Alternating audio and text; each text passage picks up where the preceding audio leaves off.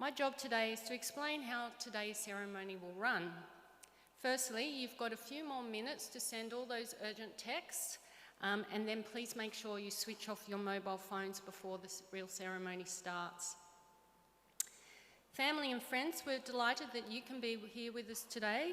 We want you to celebrate the success of these wonderful graduates over here and clap and cheer for all your worth. There are no noise limits today. It is a very special day for everybody. If we need to evacuate the venue, the exits are located at the front and the rear of the room, and if you hear the evacuation alert, please follow the graduation staff who are throughout the room and who will give you instructions. As the academic procession will enter from over here, you will hear the season's fanfare, a signature tune commissioned by the university for grand occasions such as these. The season's fanfare pays homage to Charles Darwin and maps a journey through the territory, seasons and history. We hope that you enjoy it. Today you will also see the university mace placed here. The mace bearer will be immediately preceding the Chancellor in the academic procession, and the mace will sit on stage throughout the ceremony.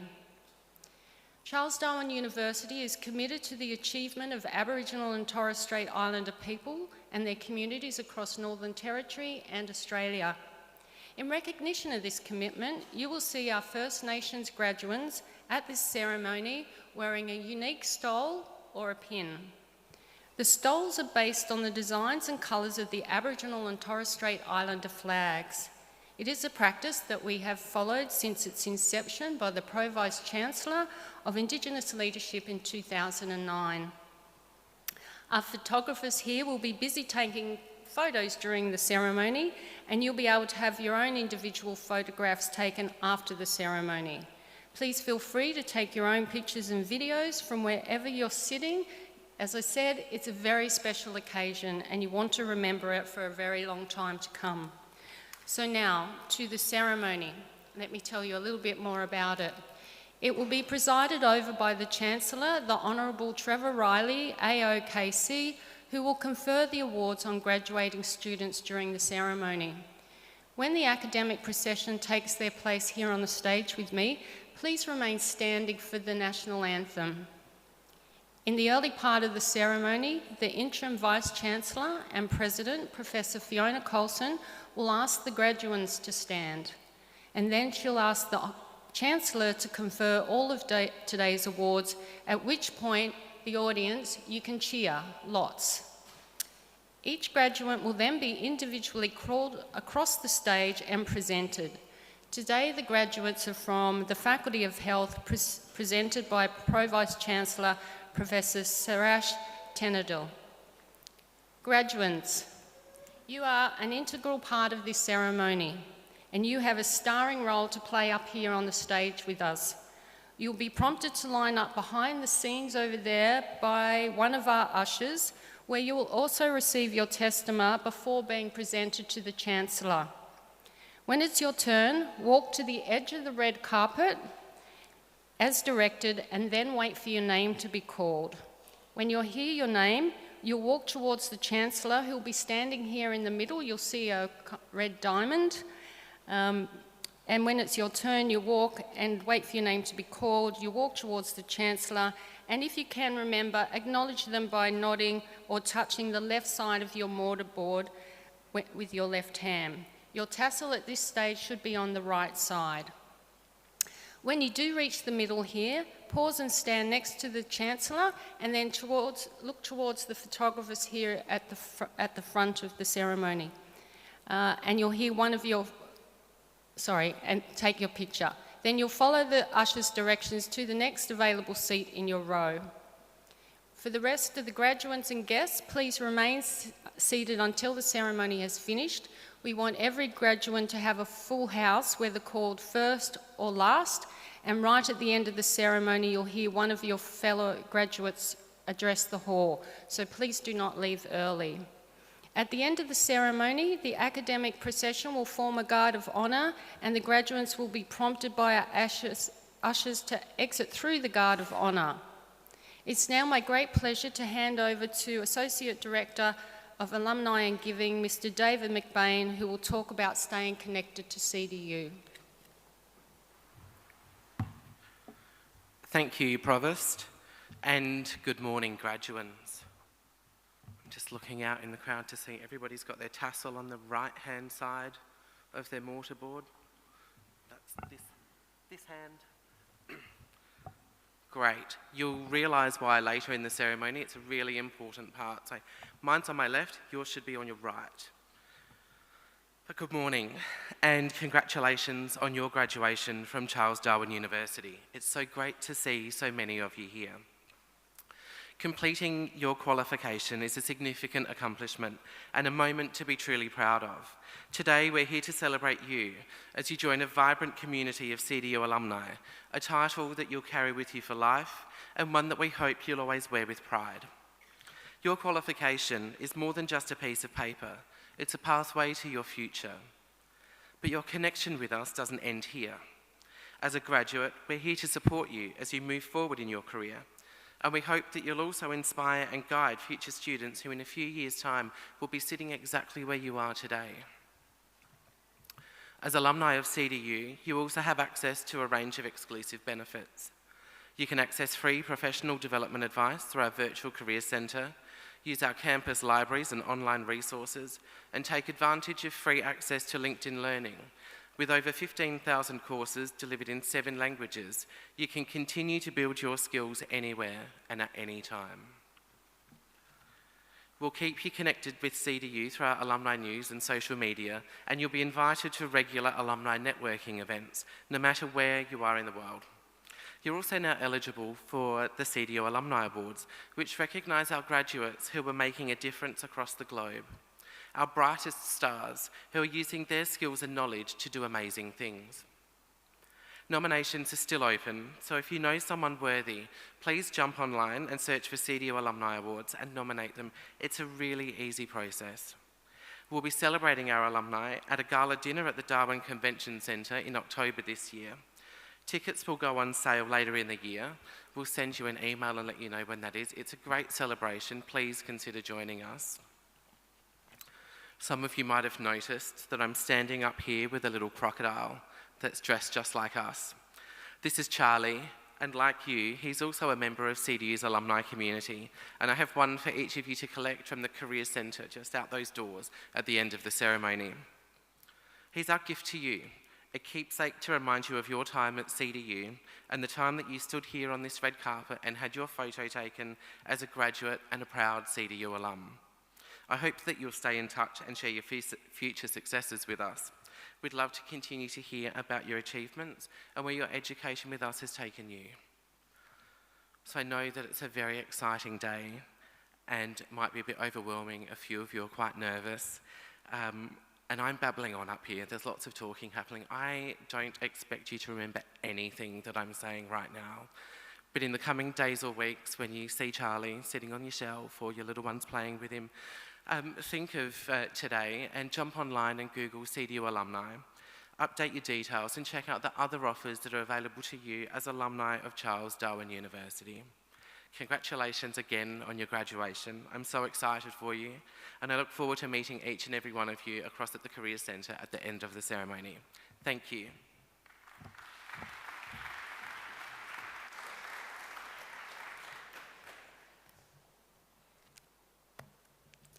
Thank you, David. And just a reminder to everyone to please switch off your mobile phones. The ceremony is due to commence shortly.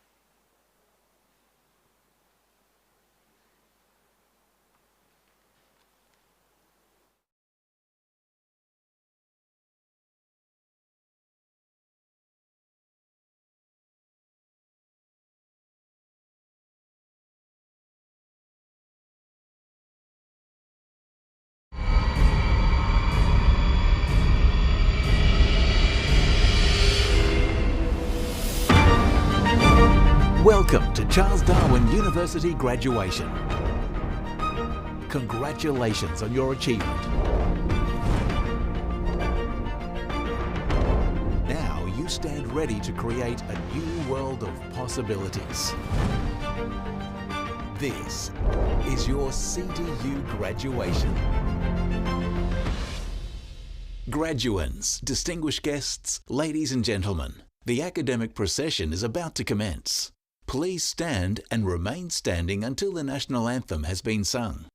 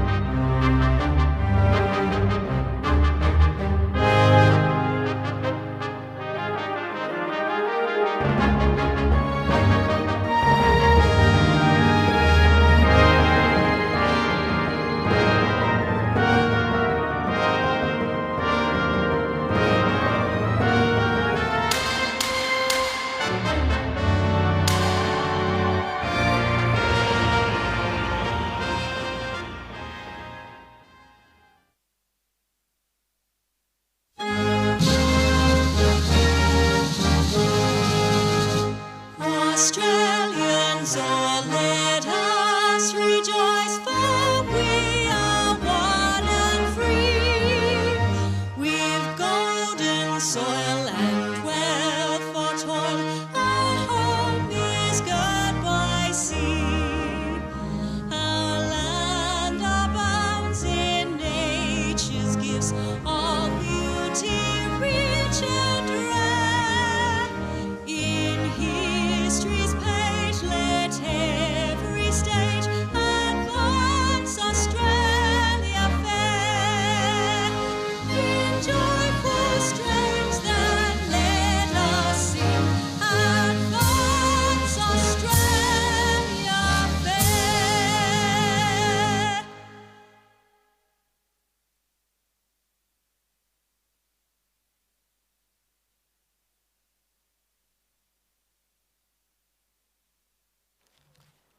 Please be seated.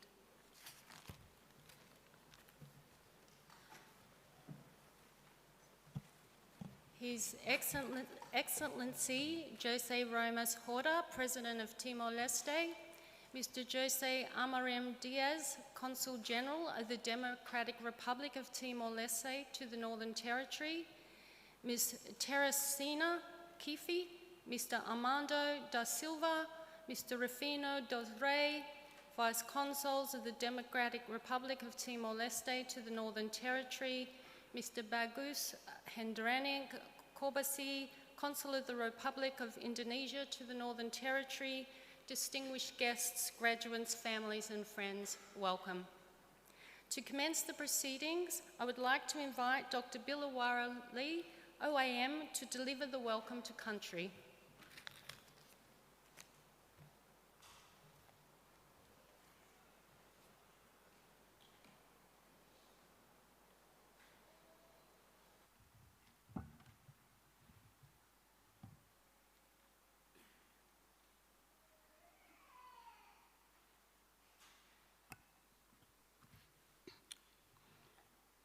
Chancellor, Vice-Chancellor, honoured guests, Darandara, Minagurukawa Bachwa,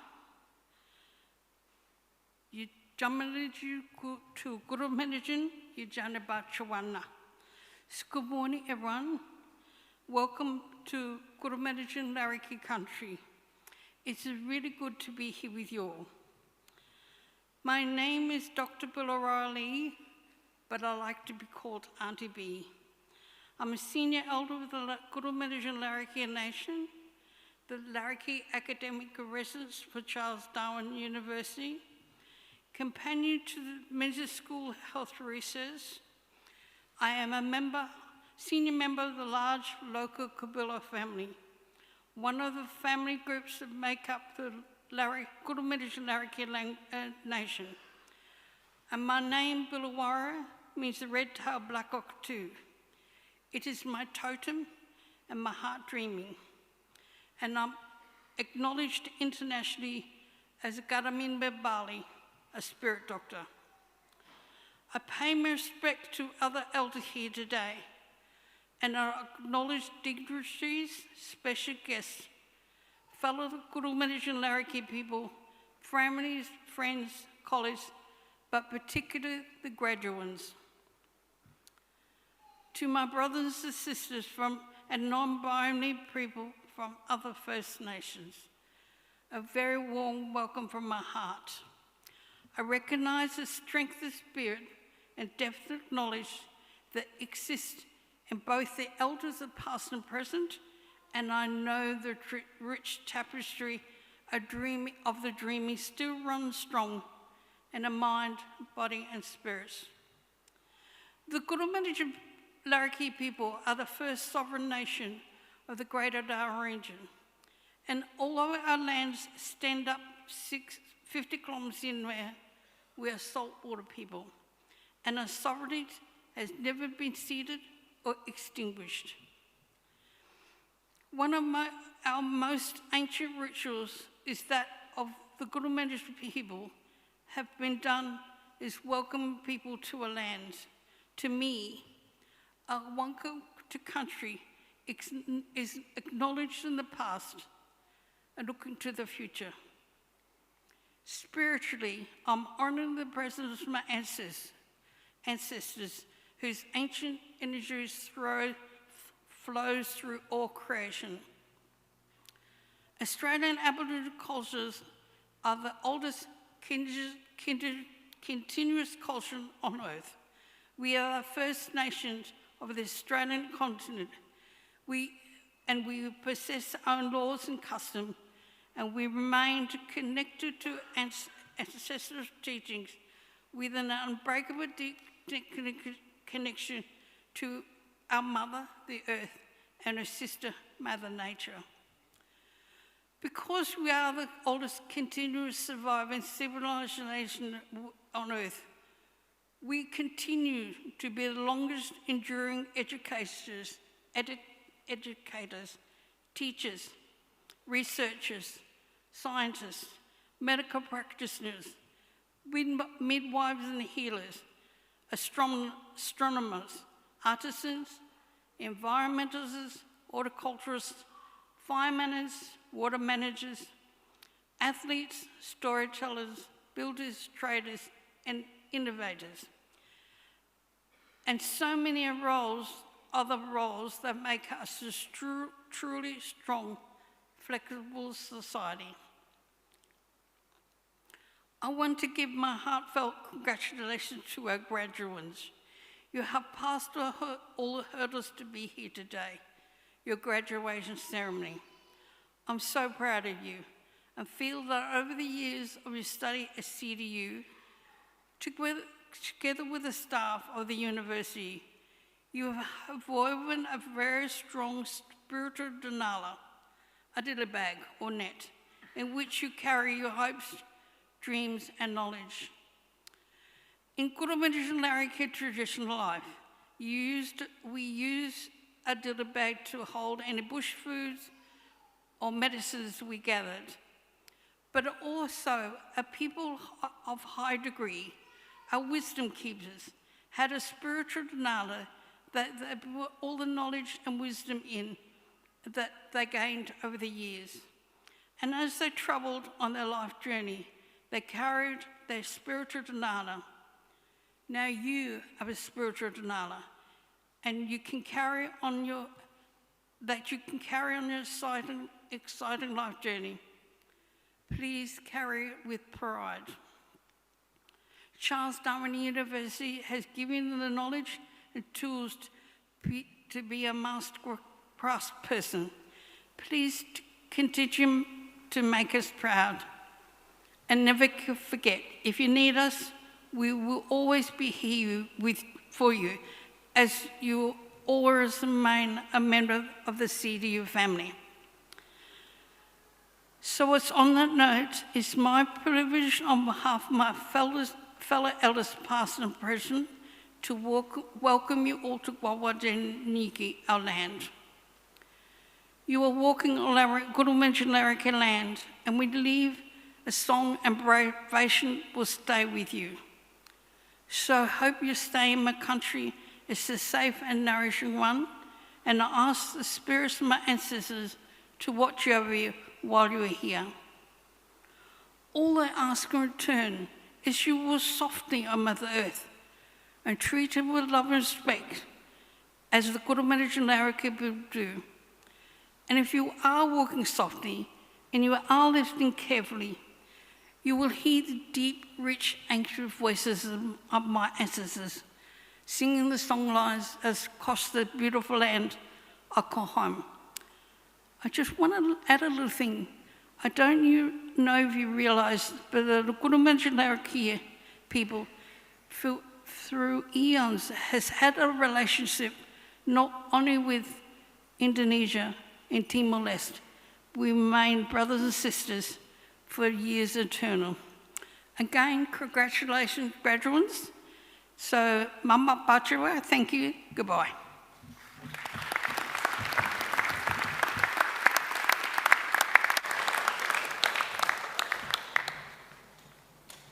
Thank you, Dr. Lee, for welcoming us here today. I now invite the Interim Vice-Chancellor and President, Professor Fiona Coulson, to deliver the welcome address.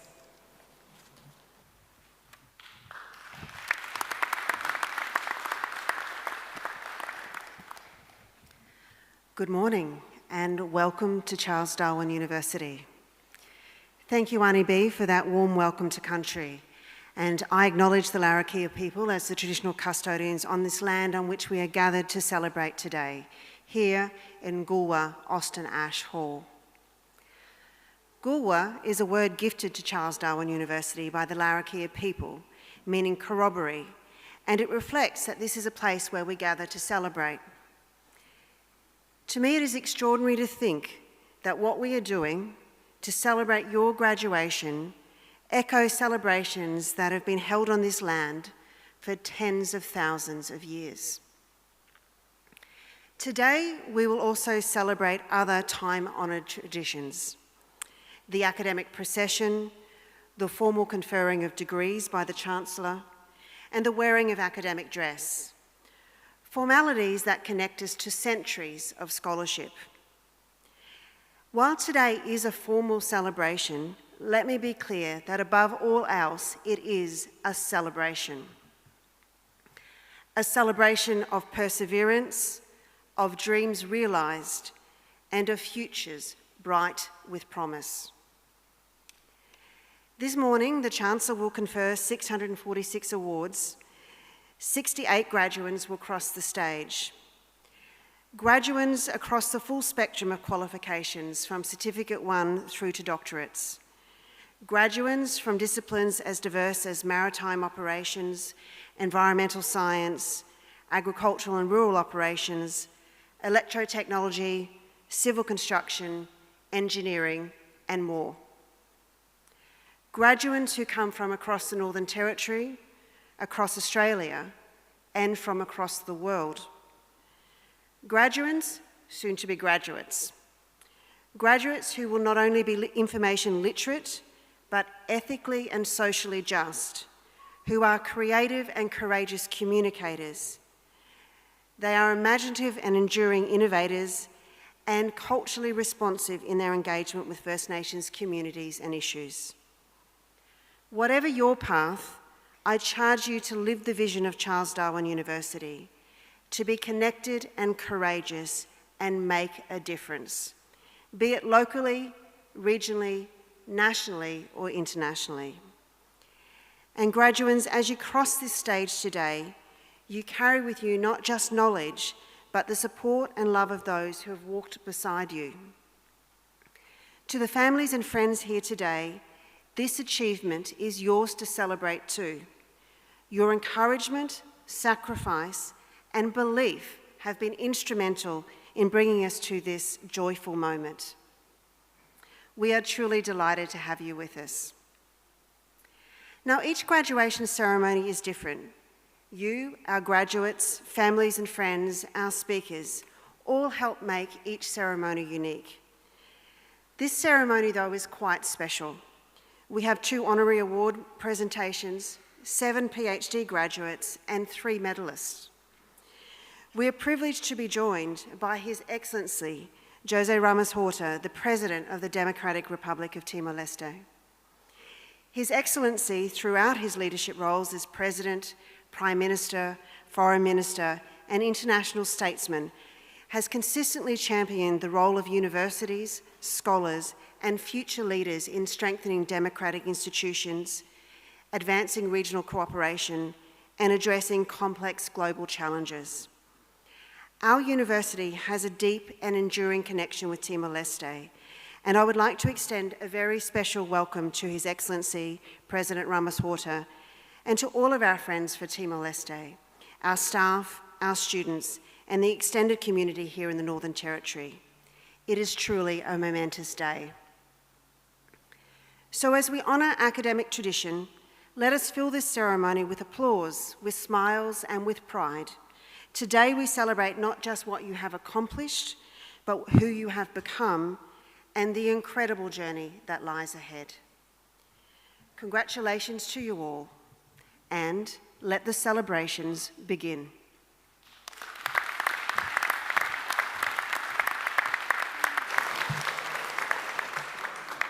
Thank you, Vice-Chancellor.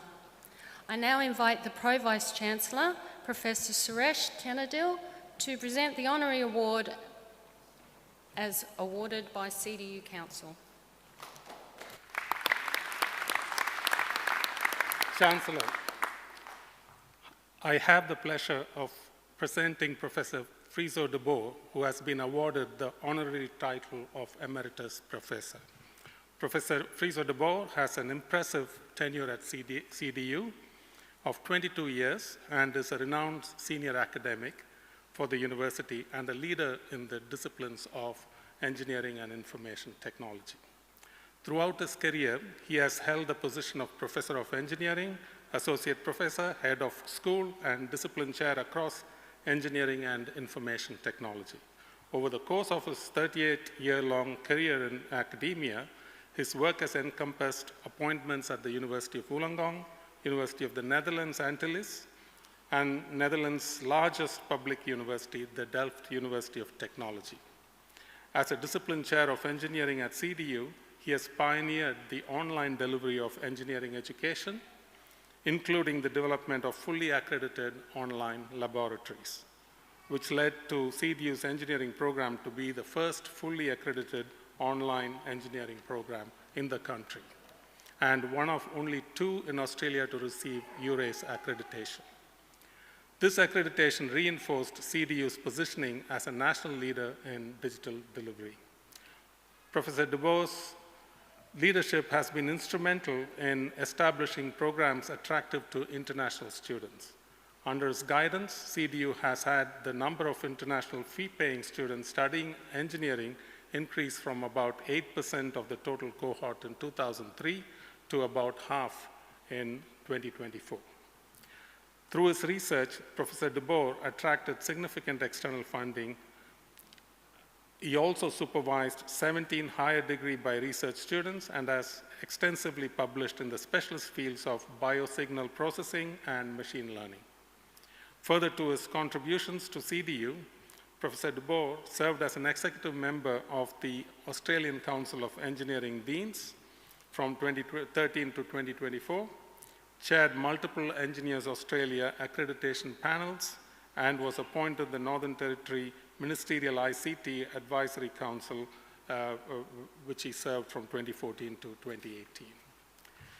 He's a Fellow of Engineers Australia, Senior Member of the Australian Computer Society, and member of the Australasian Association for Engineering Education. Professor DeBoer's time at CDU has had transformative impact in engineering and IT. Over the years, he has fostered a culture of innovation, quality, and strategic growth. His continual service to CDU life, professional bodies, and engineering community engagement reflect his commitment to advancing education and engineering practice in Australia and internationally. Chancellor, in recognition of his distinguished academic leadership and contributions to CDU, the engineering and information technology professions, and the broader community, Charles Darwin University Council awards Professor Friso DeBoer the honorary title of Emeritus Professor of the University.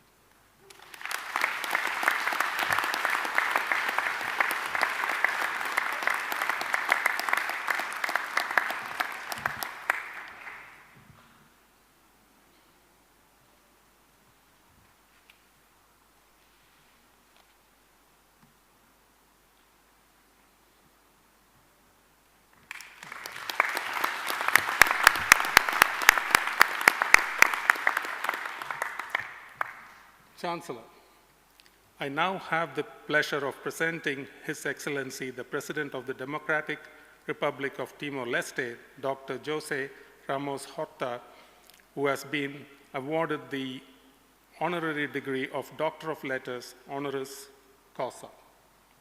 Dr. Ramos Horta is one of the world's most respected advocates for peace, reconciliation, and the power of knowledge to shape just and inclusive societies.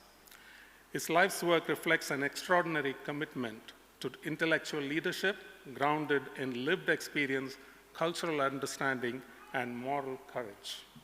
For more than 4 decades, Dr. Ramos Horta has advanced the cause of Timor-Leste through scholarship, diplomacy, and sustained global engagement. During the long struggle for independence, he acted not only as a political representative, but as a translator of history, culture, and human rights, bringing international attention to the voices and experiences of the Timorese people. His work exemplifies knowledge as a form of leadership, carefully articulated, ethically grounded, and mobilized to inform global conscience and action. Following independence, Dr. Ramos Horta played a central role in shaping Timor-Leste's approach to reconciliation and nation building.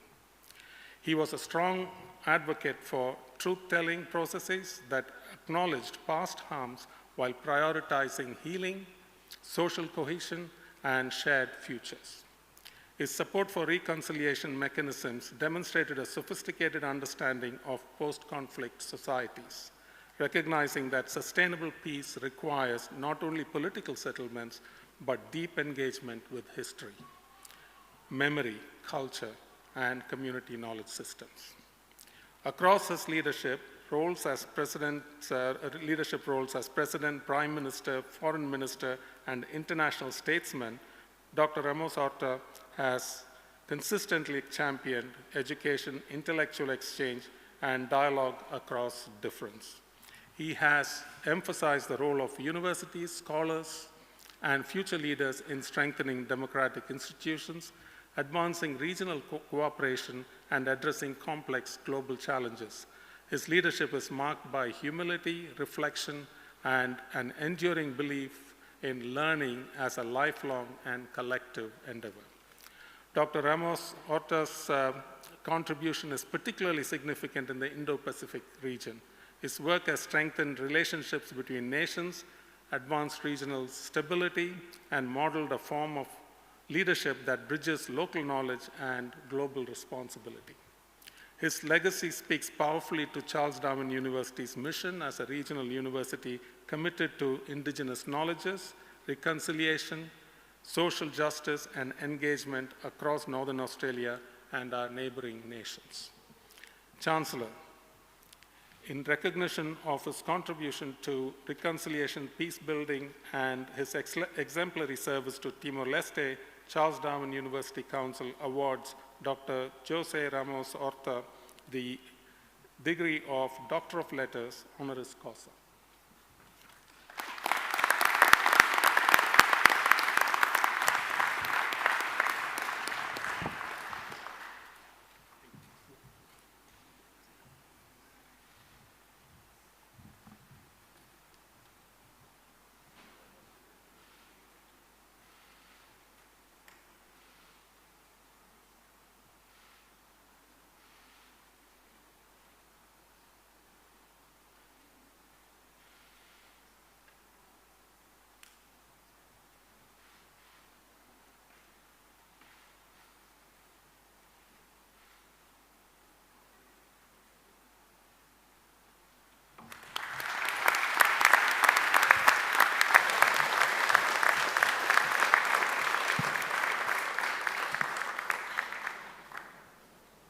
Thank you, Chancellor and Pro-Vice Chancellor.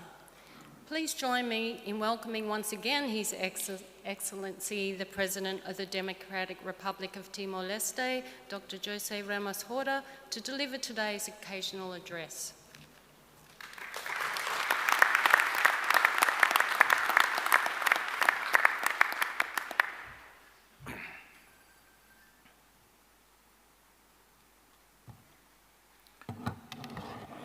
Good morning, Chancellor, Vice Chancellor, members of the faculties, deans. What a humbling experience to be here among you, to be awarded the Doctor Honoris Causa from Charles Darwin University. I want also to acknowledge the presence here of our Consul in Darwin, Mr. Jose Amorim Diaz. Maybe next year he'll be president when I finish office. And my sister who lives in Darwin, Rosa, is also like our mother superior.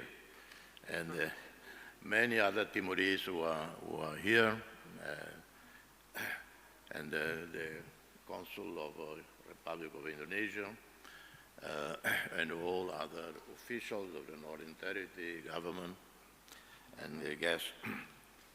I'm not new to Darwin or to Australia.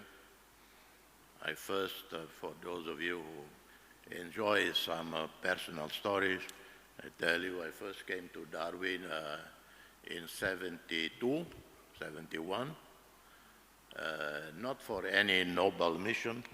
I was simply trying to escape the Portuguese conscript army in Timor-Leste. And when you were age 18, 19, back then, you were not allowed to leave the country because soon you will be called to serve the army. But me and my brother, we found a loophole in the Portuguese law that states any citizen of any Portuguese overseas territory can apply to serve the army in any other Portuguese territory except the continent in Europe. So we could have gone anywhere in the many Portuguese colonies. So he and I, we applied for passport to, as they call it, to transfer our military obligation to Macau. But how you go to Macau? You have to come to Darwin, and then to Sydney, and maybe eventually to Hong Kong, and then you get to Darwin. We got the passport, and they did even check that we had only one-way ticket, Dili-Darwin. And so upon arriving in Darwin, to make the story short, we hop into a bus, he and I, towards Sydney. And we stopped, not stop, I remember the town, we stopped in Catherine, then we go to Tana Creek, Catherine, Mount Isa, finally, then Toowoomba. I remember Toowoomba, what a beautiful town.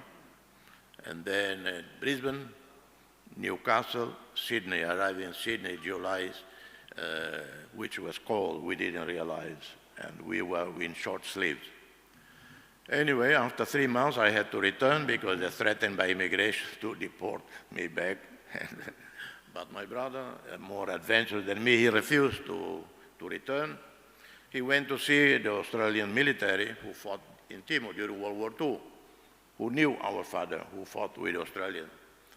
And so he was helped, and he stayed on. I went back. But since then, of course, then the world changed, and came to Australia many times over the years. Every major city, every smaller city, town in Australia I've been to. I've met some of the most dedicated, generous people in my life, in and out of government, in all the political shades of Australia. Labour Party people like Tom Uren, Arthur Gitzel, and many other individuals like Jim Dunn, David Scott,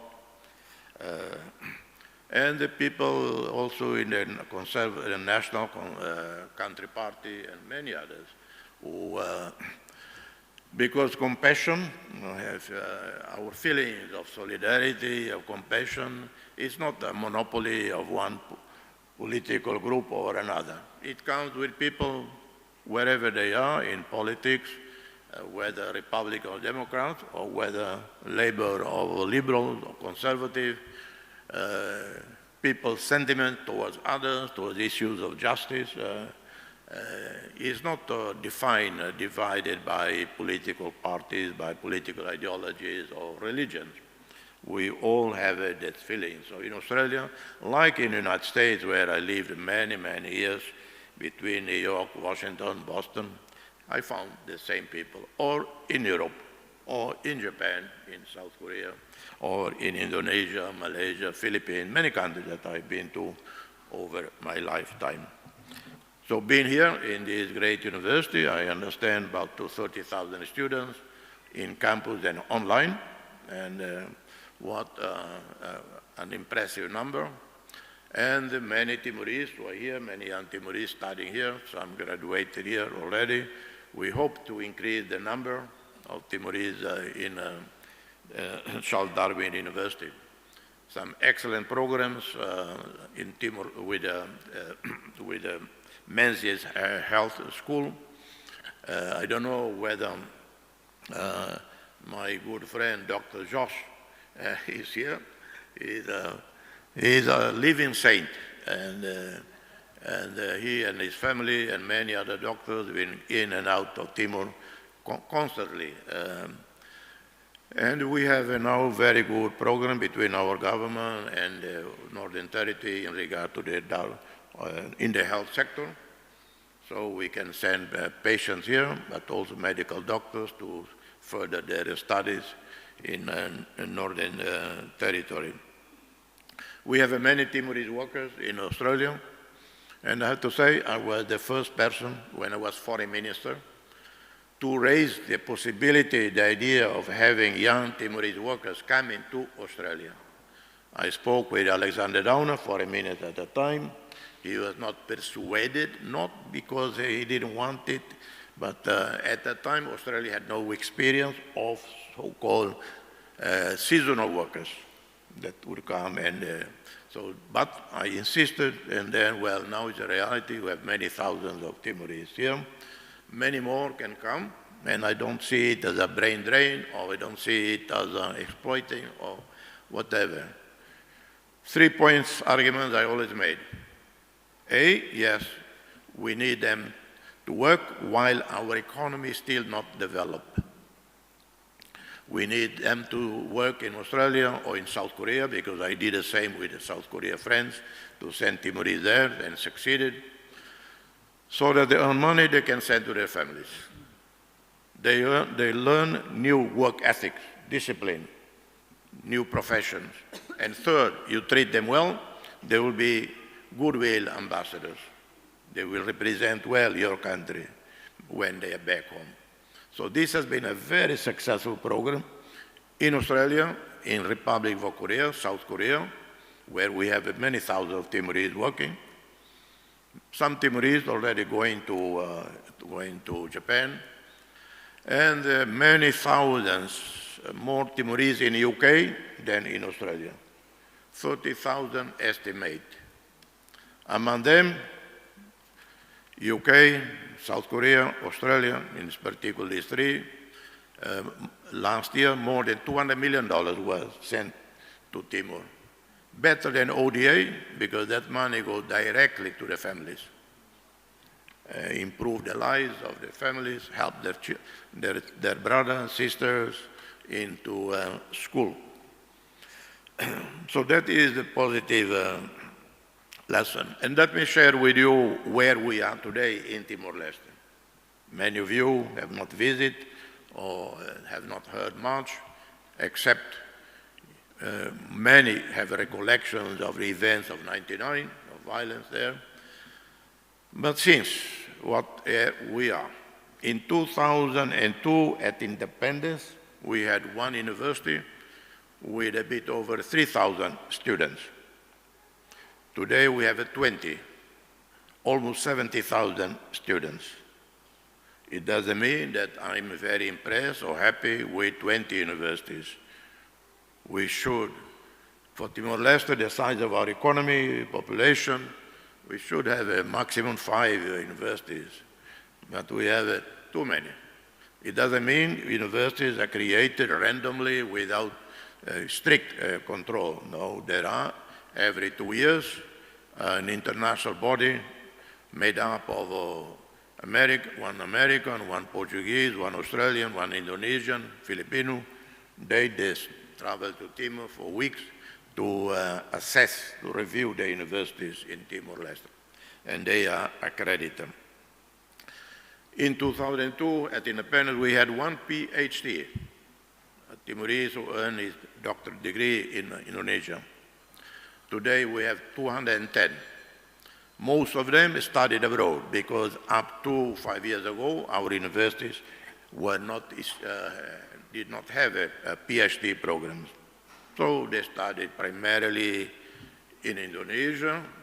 Today we have 10,000 Timorese studying in Indonesia.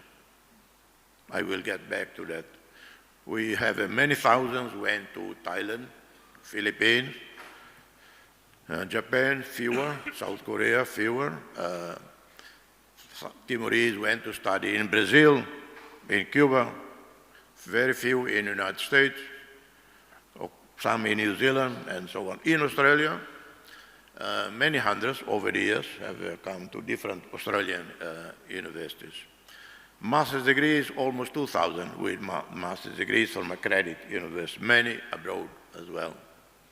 In 2002, we had 19 medical doctors. Today, we have 1,400. Most of them did their first 3 years in Cuba, in the best Cuban medical colleges. They did the following 3 years in Timor-Leste. In the meantime, the Cubans helped creating a medical school in Timor. In 2002, electricity was only in delay and intermittent. Now it covers 100% of the territory. In 2002, life expectancy was less than 60. Today is almost 70 life expectancy. In 2002, the roads that had been built by Indonesia, during Indonesian time, they did build many roads, but they weren't degradable. They were already no maintenance, and so we had to redo all the roads, and it's 7,000 kilometers of asphalt road around the country. Priority now, continue the national road. Priority is in rural roads through the communities to be completed hopefully in the next 2, 3, 5 years. All the villages have access by road. Dili is changing. An expanded airport will be ready in 2 years' time. A few years ago, we inaugurated a new port, the Timor port, fully automated, our first public-private partnership project. Japan is investing in a major shipyard, a several $100 million investment. It will enter into production by the end of next year, 2027. With 2028, the first ocean-going ship will come out of the shipyard that is being built in Laleya, near Manatutu. After that, every year, the shipyard will produce 10 ocean-going ships. A first major solar project underway in Timor-Leste is the French and the Japanese consortium, 100% their capital.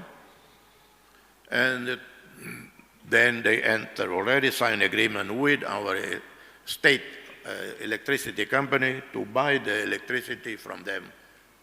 Today we still use diesel, very expensive, more than 20 cents, 24 cents per kilowatt.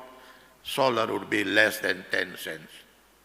But as you know, Timor-Leste rely a lot still on revenues from oil and gas from our sovereign fund.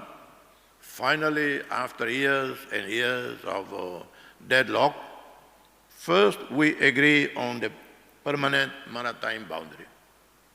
Because in the past, Australia claimed the continental shelf, that a maritime boundary between Timor-Leste and Australia should be based on Australia's understanding of the continental shelf.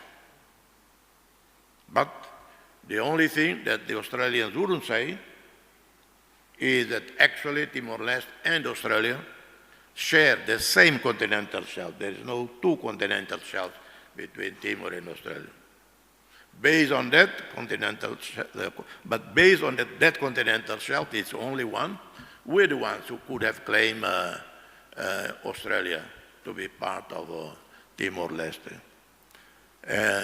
Of course, the only territory we wouldn't claim would be Tasmania. But Australia finally agreed and dropped the continental shelf, agree on the UNCLOS, UN Convention on the Law of the Sea, that established median line for coastal states where the claims, the exclusive economic zone overlap, a median line is set up, is agreed. So that was agreed, and it shows a statesmanship on the part of Australia, particularly the government at that time, Foreign Minister Julie Bishop, with our Prime Minister Shanana Guzman, agreed, and that was a precedent setting, a good example for the rest of the world, that when countries have a dispute, territory dispute, land boundary or maritime boundary, we settle through negotiations as patiently as we can. Better to take forever to settle a dispute peacefully than you try to impose your own solution. So Australia showed that it is a great democracy that accepts the rule of international law. Now, next phase is the development of Greater Sunrise, big gas field. Understandably, in the past, Australians wanted the pipeline to come to Darwin. Who wouldn't want? As it was said in centuries past, all roads lead to Rome. For some in Australia, all roads, all pipelines should lead to Darwin. As if Darwin was the seat of the Pope. Actually, the Pope is in Rome, not in Darwin. But finally, it seems that there is consensus for the pipeline to go to Timor-Leste because it makes more economic sense to us and to Australia. This was found in an independent study done by a British consulting group called Wood, that the option of pipeline to Timor-Leste commercially vetted for Australia and, of course, for Timor-Leste. So hopefully, in the next few months, an agreement is signed for starting the development of this big gas field that would ensure Timor-Leste financial conditions for the next 30, 40, 50 years. It doesn't mean we abandon our commitment to non-fossil fuel, our commitment to renewable energy. We need to finance our policies, our strategy on renewable energy through the non-renewable energy of today. And that is the position of so many other countries. We are not alone. So that's what we are working. And the first major project is precisely this French and the Japanese consortium. Timor-Leste is at peace. We have zero political violence. We have a zero ethnic-based or religious-based tensions or violence, zero at all. We don't have armed robbery in the country. No robbery in midday in the street. We don't have that. And one peculiar thing for Timor-Leste is one of the few countries in the world with still widespread poverty. There are no beggars in the street. Poor children, they prefer to sell boiled eggs, slices of fruit, mango, pineapple, whatever, or crops, rather than handing out their little hands, begging for help. Extraordinary. I've never seen anything like that. We have joined ASEAN, and in part, thanks to Indonesia's support from day one when we first applied to join ASEAN 2011. A lot of hard work to join ASEAN. Obviously, involve all treaties, trade treaties. We first joined, did the exercise, the effort to join WTO, and then we succeeded joining WTO in a record time, 10 years. According to WTO, Timor-Leste was one of the few countries in the world that joined at such a record time. We fulfilled all the conditions. Then, accelerate the negotiations, our preparedness to join ASEAN. Finally, in October last year, we became the 11th member of ASEAN. We are part of a market of 700 million people and several $1 trillion GDP. In all of this, ASEAN countries have been very supportive, unanimously, providing us with support, but also Australia, Japan, South Korea, Portugal, UK, United States, all supporting China, supporting our effort to modernizing our economy, to be more sustainable, to more resilient. With Indonesia, as we know, we had years of conflict. But Indonesians themselves, President B.J. Habibie and his successor, Ibu Mega, they showed statesmanship, agreeing to resolve the conflict through UN mediation, a referendum, consultation to the people were held, majority voted for separation.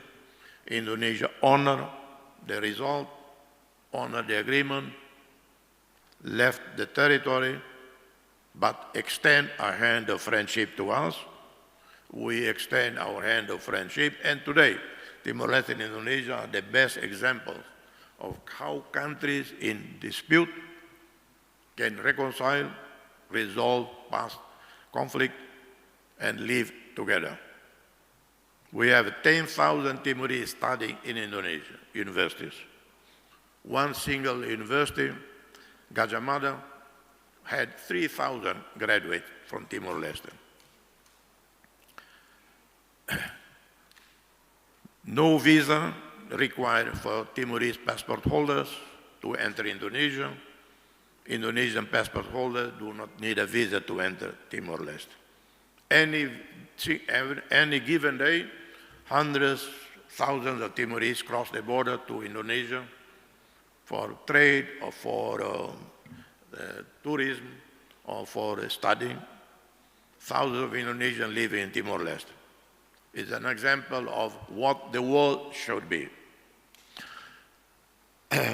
I keep looking at my watch so that I don't go too much over time. But I tell you where we are today in Timor-Leste. At peace within the country, we too, Timorese, in the past divided. We had a civil war in '75, literally civil war over many years because there was violence among Timorese, not only Timorese and Indonesia, Timorese. Upon independence, Shanana, the real founding father of the country, the person who rescued the country, the resistance from obliteration in the 80s, he said, we move forward, I hand the friendship to all other Timorese, wherever they are, wherever they were before. So no persecution, no special tribunals, as it happened in many other countries. Usually the tribunal of the victors. You win a war, you impose justice. We didn't win a war. The two sides, Indonesia and Timor-Leste, agreed to part ways. And the Indonesian side, including the TNI, the Indonesian National Army, agreed, supported their own transition to democracy. Timor would not be free. Indonesia would not be democratic today if the TNI itself back then had said, move ahead with democracy, with reformasi. So you go to Dili today, you go to a place called B.J. Habibie Park. Beautiful area, even more beautiful now, Samoa continuing there, honoring the post-Suharto President B.J. Habibie, who had the courage, the vision to hold the referendum in Timor-Leste. Very grateful to Australia, who in 1999, 2000, 2001, many hundreds, many thousands, Australian, New Zealanders, and peacekeepers from other countries that served there over the years to help restoring peace and stability in the country.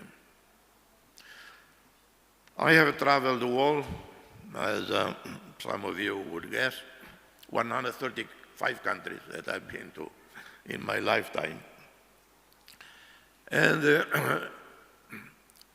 today, looking at where we are, 21st century, the world, we witnessed the Holocaust, either those who were alive at the time, or those of us who read, who understand the extreme brutalities of past wars, World War I, World War II, the war in Indochina, Vietnam, Cambodia, Laos, and so many wars elsewhere. In Sudan, the worst humanitarian catastrophe in the world today is in Sudan, and no one is doing anything about it. Myanmar, ongoing conflict, ongoing human rights violation in Afghanistan. After NATO, the US, the Europeans left Afghanistan, the war is continuing. Yemen. And then we have the tragedy of Gaza, the tragedy of Iran, ongoing war with impact all over the world, impact here in Australia, impact in Timor-Leste, impact in Indonesia, and everywhere. When leaders do not have the wisdom, the humility, the intelligence, the pragmatism to weigh every option, and every option you have on the table, you have to look at the consequences of every option that you want to take. Consider all the potential negative, disastrous repercussions of any option. Don't look only at the positive, whatever decision you make.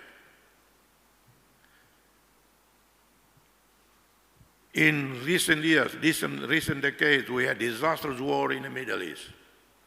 The Iran-Iraq war, more than 1 million people killed. Then the invasion of Kuwait, then the war in Afghanistan. The West was involved in most of them, most in the West. So many young people, young military from the US, the NATO countries died. But many hundred thousands of civilians in Iraq, in Afghanistan died. And then it seems that they didn't stop to think. The war, consequence of the war in Iraq is still ongoing. The war in Afghanistan is still ongoing.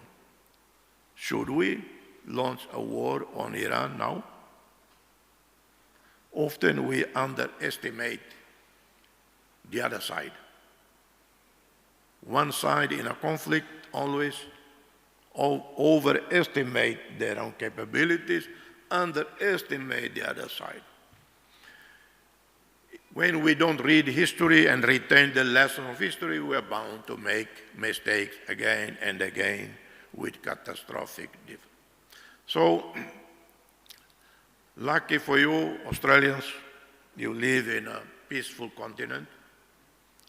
Those of you who graduate today, in the next past few days, in the next few days, who are going to a new life, congratulations. Do your best for your country, for the world. I always tell our people, when I'm asked to speak to teenagers, I say, study, study, and study. Not to be just good, not to be just better. Always aim to be the best. For the pride of your parents, who spend so much money, so much effort in your education. For the pride of your community. When a Timorese is graduate from university in Delhi or here, from a humble family, you can imagine, I can imagine, and I see how proud the parents are right there when they are standing next to their son with their university gown. So study, study, and study. Study to be the best, to serve your village, your aldea, your country, to serve humanity. I thank you for the time, for the honor to give me this diploma. And I wish you, the university, continue this, your great journey of success. Thank you.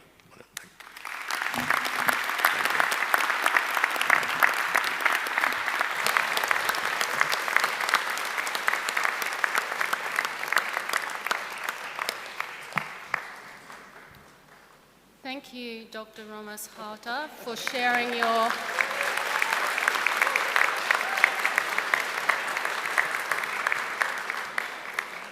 Thank you for sharing your lifelong journey with us and inspiring us and the wisdom that we learn from you.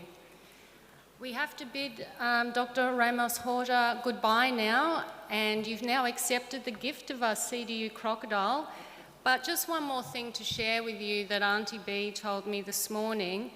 There is a crocodile dreaming song, and that runs, it's a song line that runs from Old Man Rock at Casuarina here in Darwin, all the way to Dili in Timor-Leste.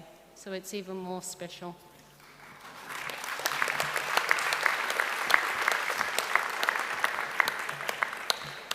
Now, for today's musical presentation, please join me in welcoming the Bowerbird Collective, featuring Simone Slattery on violin and Anthony Albrecht on cello.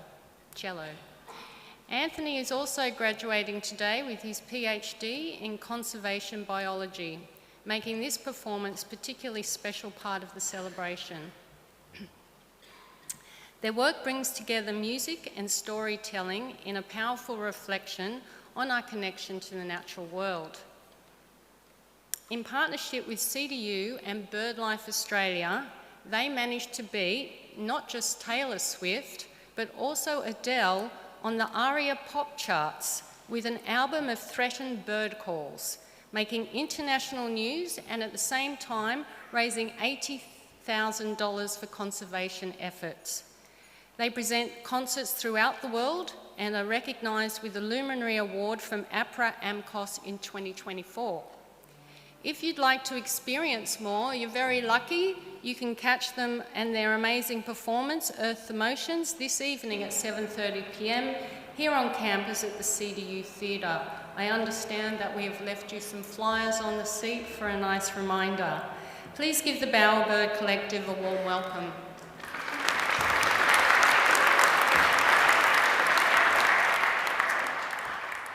Thank you so much. My name's Anthony Albrecht. It's an absolute privilege to be here on beautiful Larrakia country with my partner, Dr. Simone Slattery, and my beautiful family. Thank you all so much for your support and helping to get me here to graduate today.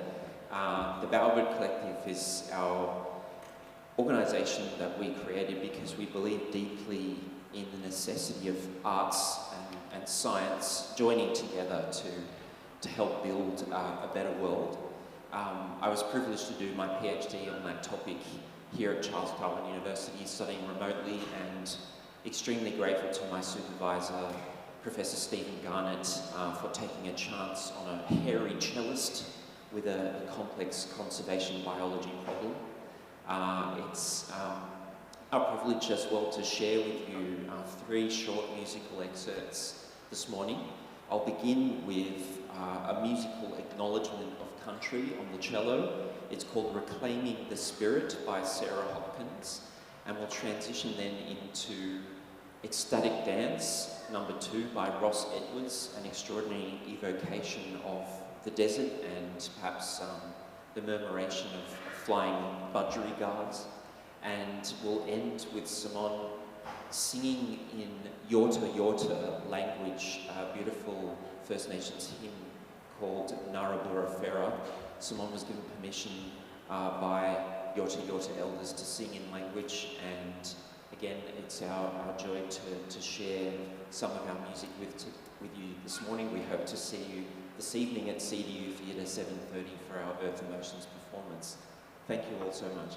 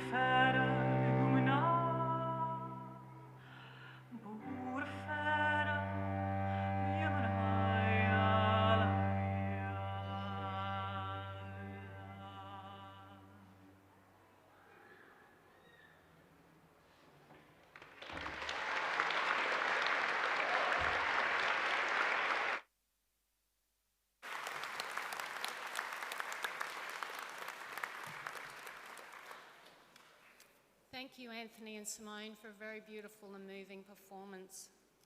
I now invite the Vice-Chancellor to commence the conferring of the awards.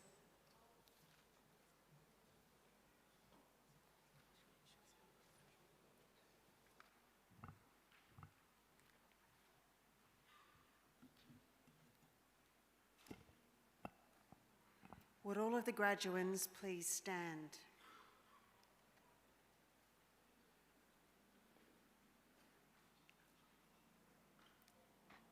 Chancellor, as Vice-Chancellor of Charles Darwin University, I submit to you candidates for awards as set out in this official list of graduands.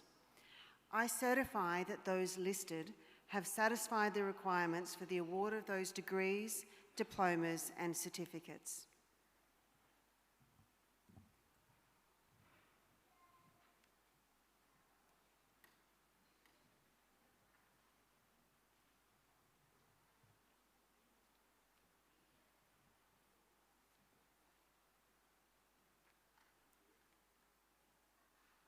So this is the moment of change. As Chancellor of the University, Charles Darwin University, I hereby admit to their respective awards the candidates whose names appear in the folder of official list of graduands. What that means is that you are no longer graduands. You are now, I was going to congratulate you before I said it. You are now graduates. Congratulations.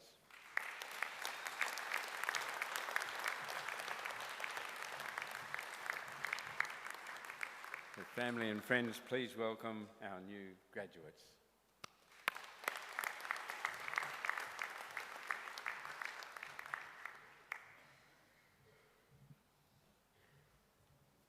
Would all graduates please take their seats?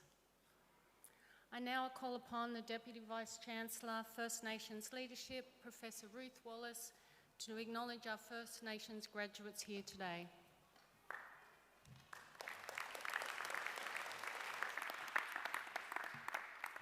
Thank you, Provost.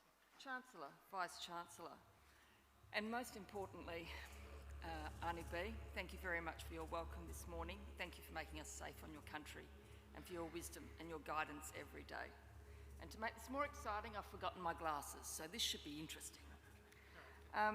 We acknowledge that sovereignty was never ceded, and we repay our deepest respects to Larrakia elders past and present, and to all First Nations people joining us today.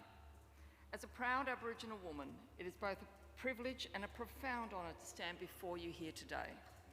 This moment, this ceremony, is more than a celebration. It is a testament to courage, to perseverance, and to the power of education to transform lives and communities. As we witness the names of our 149 TAFE and 45 higher education students from First Nations backgrounds appear behind me, let us pause and reflect. Each name represents a story of late nights, early mornings, sacrifices made, and dreams pursued. They are stories of strength, of resilience, and an unwavering commitment to growth. To our First Nations graduates, you have walked a path that demanded more than just academic effort. You have carried the weight of history, of community and of hope, and today you stand tall, not just as graduates, but as leaders, as change makers, as the future of this nation. Your achievements are personal milestones and are also collective victories.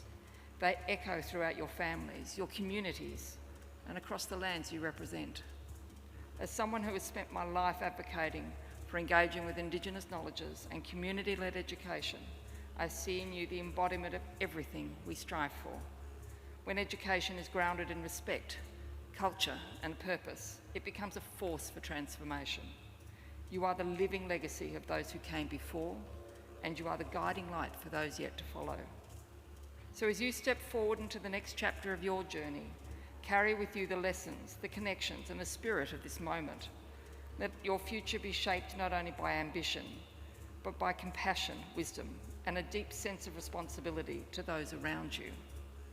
May your paths be bold, your voices heard, and your impact everlasting. Thank you.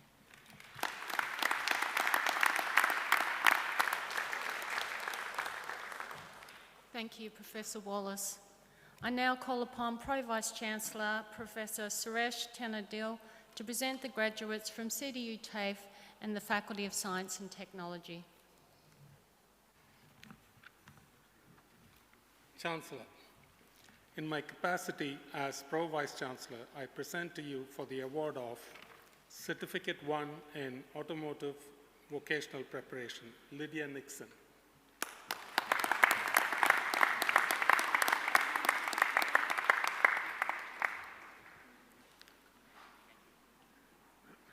Spencer Alistair Royal Grey.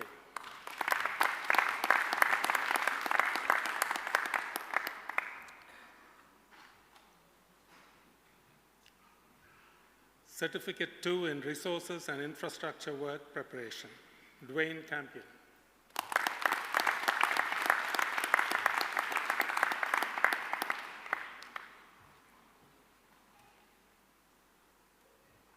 Certificate 3 in Electrotechnology Electrician, Daniel Brooks.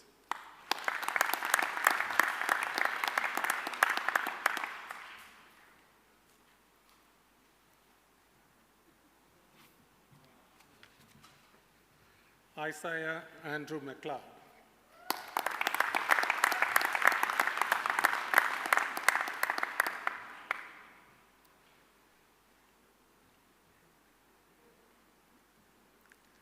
Certificate 3 in Light Vehicle Mechanical Technology, Billy Michael Wilson.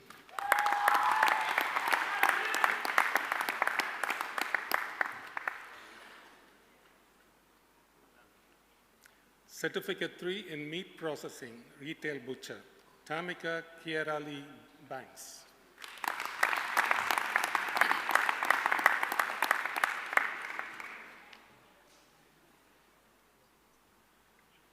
Certificate 3 in Plumbing, General Plumbing, Robert Bonney.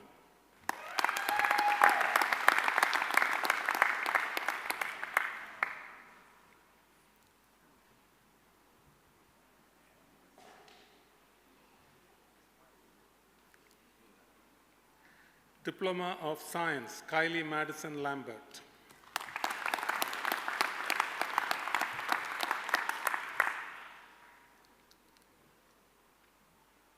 Melina Lisa Pierce.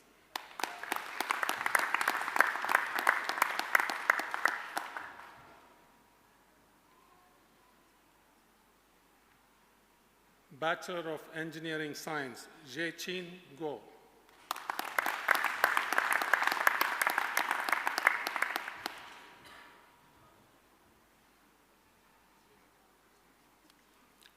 Hongjun Hu.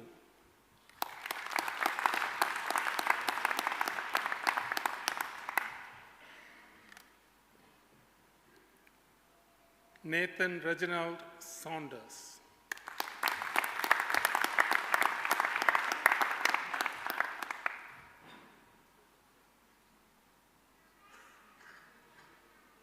Prasanna Bhakta Shrestha.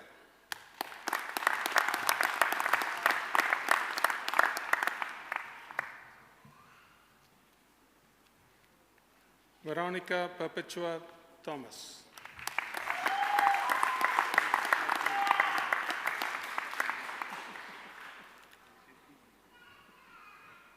Bachelor of Environmental Science, Jack Paul Carter.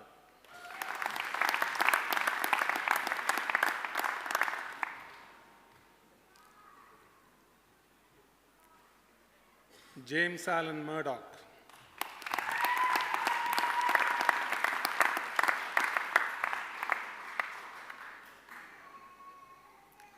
Jessica Punto Riero.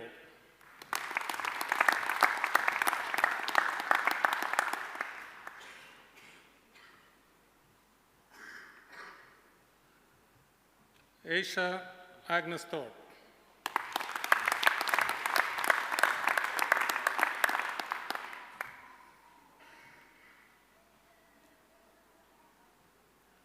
Danielle White.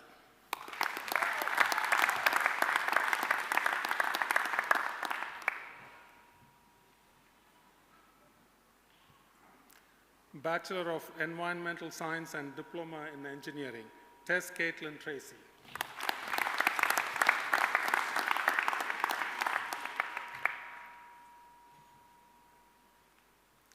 Bachelor of Science, Leila Hayden.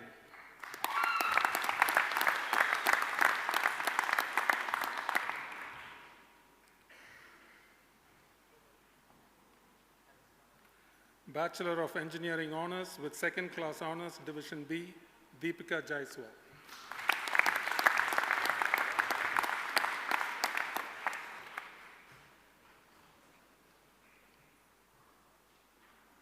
Ruchira Madhusanka Kamburadeni Devagi.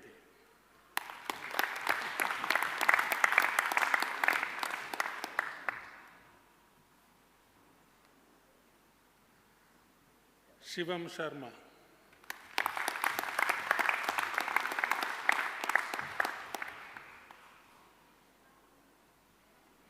Bachelor of Engineering Honors with Second Class Honors, Division A, Jasper Durling.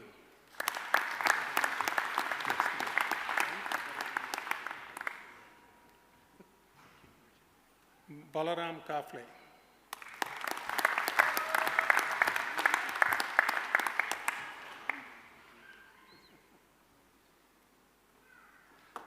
Bachelor of Engineering Honors with First Class Honors, Theophanis Kokinomagoulos.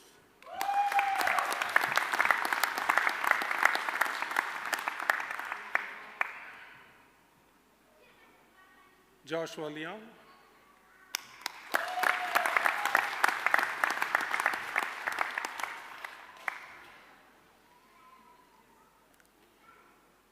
Bachelor of Science with First Class Honors, Samuel Amini.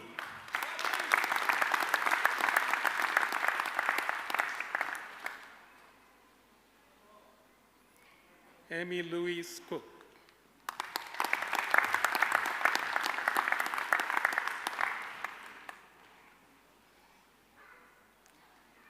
Ella Monique Mason.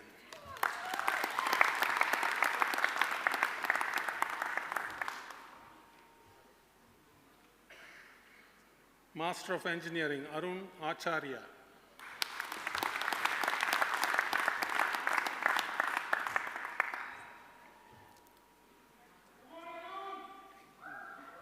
Third Trong Bui.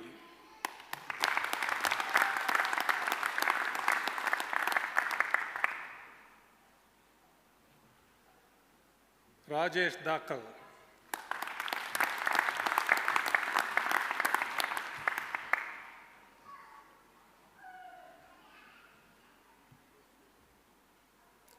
Arjun Diola.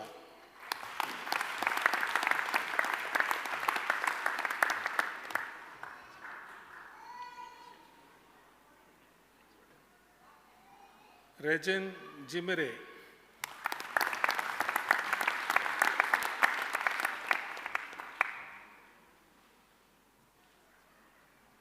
Hao Shen Hu.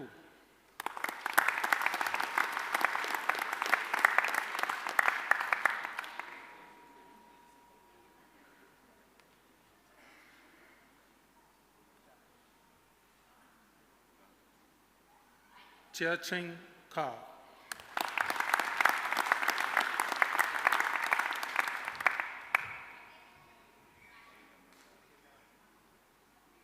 Rohit Kulantavail Kumar.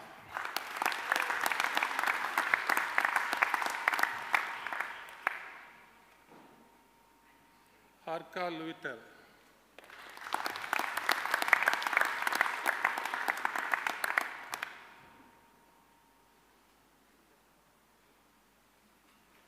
Fahim Malik.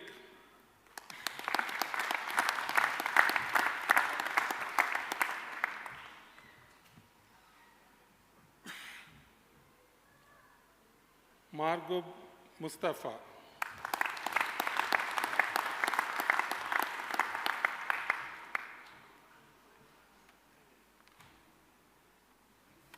Guok Kong Nguyen.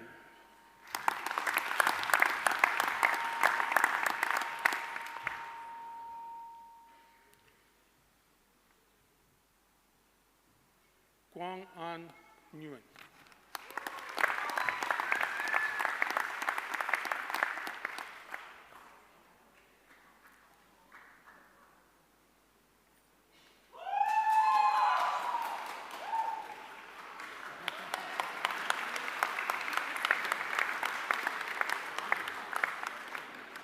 Tan Vi Nguyen.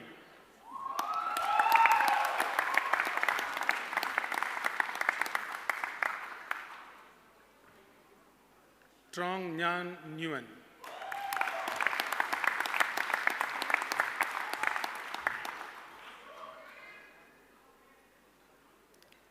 Riaz Muhammad Ali Polra.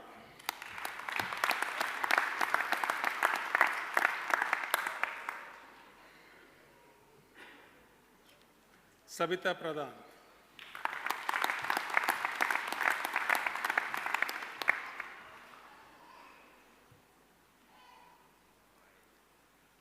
Asim Pudasaini.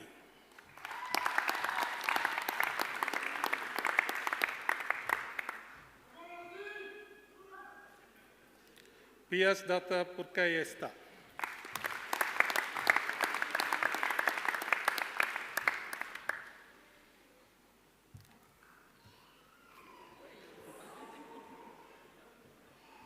Sachita Rijal.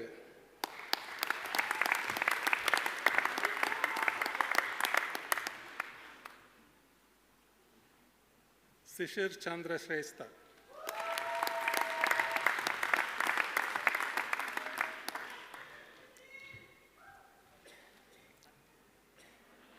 Faria Hossain Suha.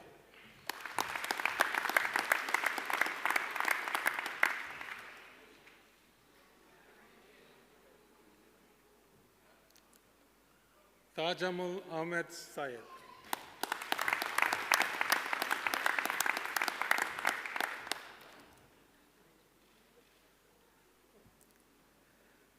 Sabine Upreti.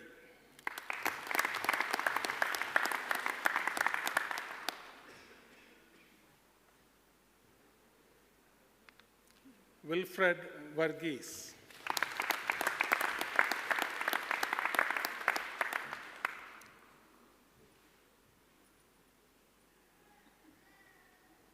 Master of Environmental Management, Sushma Adhikari.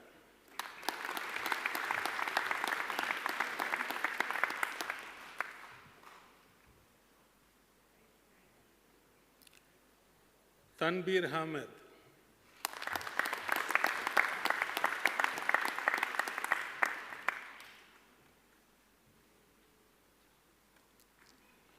Chandika Chamling.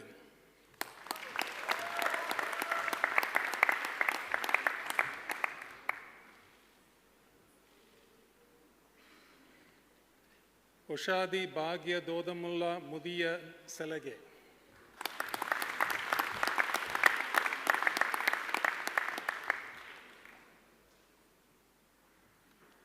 Norbu Gyalchen.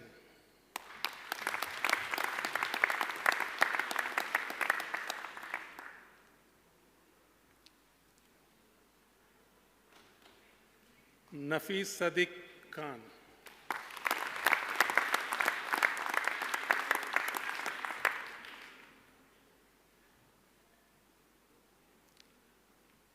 Eileen Chepchirchir Kosgei.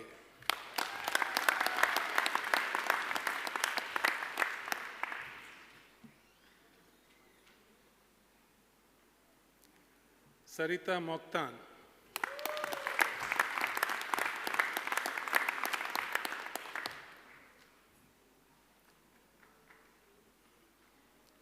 Stella Injeri Nyaga.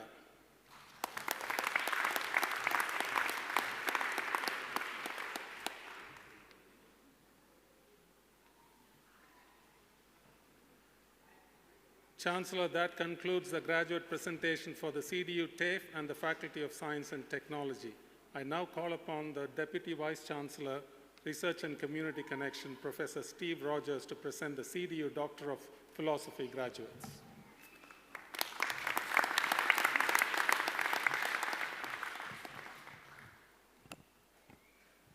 Chancellor, Vice-Chancellor, distinguished guests, ladies and gentlemen, graduates and fellow CDU academic colleagues.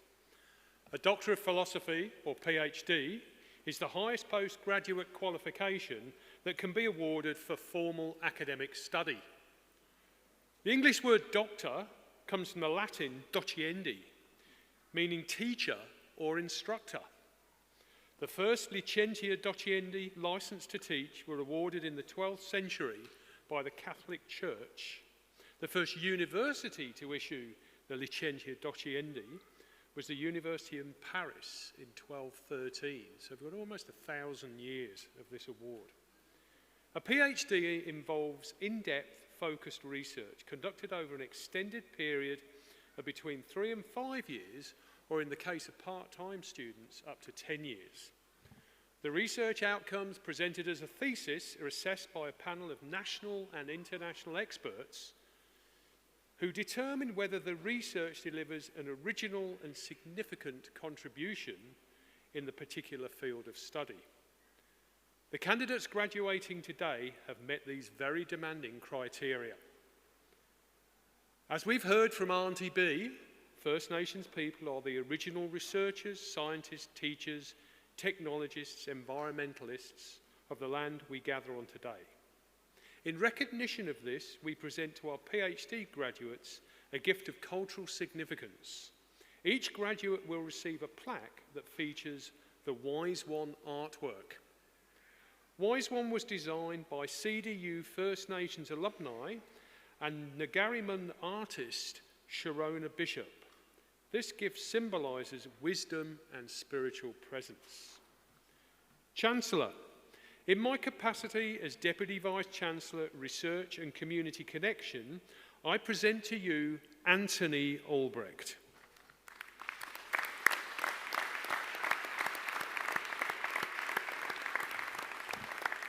No, well, Anthony missed the briefing before the ceremony. For his thesis titled Assessing the Effects of Environmental Art on Audiences' Pro-Environmental Attitudes and Behaviours, and having the first ever CDU #1 album, as supervised by Professor Stephen Garnett, I now present to you Dr. Anthony Albrecht.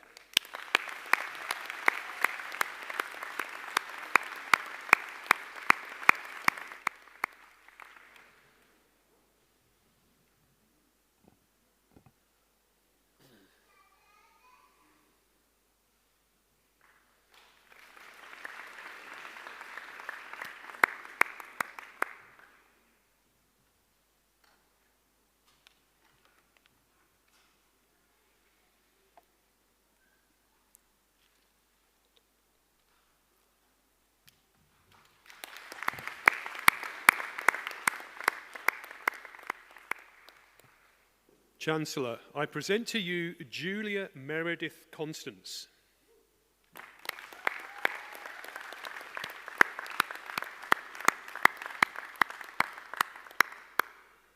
Julia was at the briefing before the ceremony. For her thesis titled Movement, Ecology and Natural Mortality of Threatened River Sharks Informing Conservation Planning, as supervised by Doctors Peter Kine and Erica Garcia, I now present to you Dr. Julia Meredith Constance.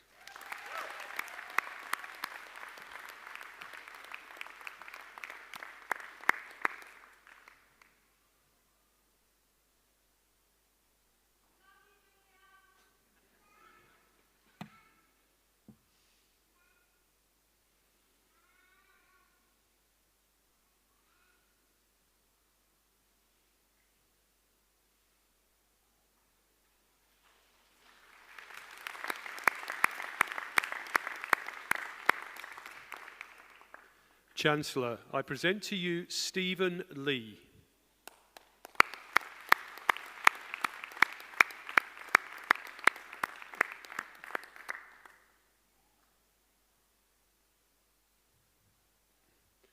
For his thesis titled Evaluating Groundwater Recharge Rates and Processes Across Continental Australia Using Big Data Approaches, as supervised by Associate Professor Dylan Irvin, I now present to you Dr. Stephen Lee.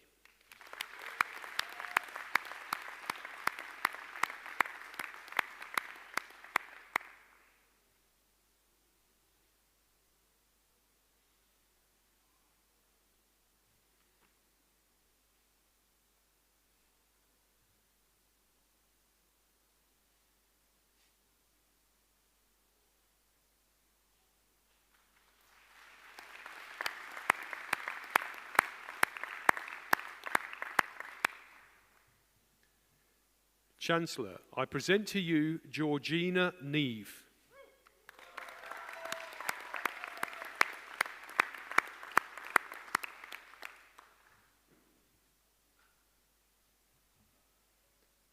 For her thesis titled Island Insights, Understanding Interacting Threats to Native Mammals in Tropical Northern Australia, as supervised by Professor Brett Murphy and Dr. Hugh Davis, I now present to you Dr. Georgina Neve.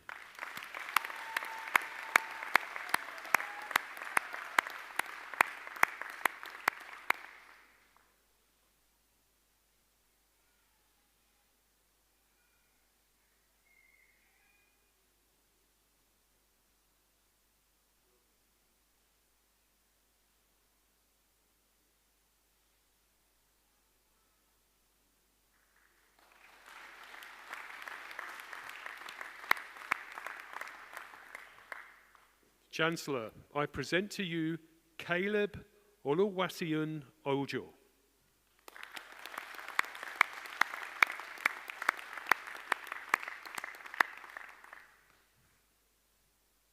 For his thesis titled Pyrolysis of Brominated Flame Retardants with and without calcium hydroxide, bromine capture efficacy, and the influence of antimony trioxide, as supervised by Professor Bogdan Dulgogorsky and Dr. Vinutha Murthy, I now present to you Dr.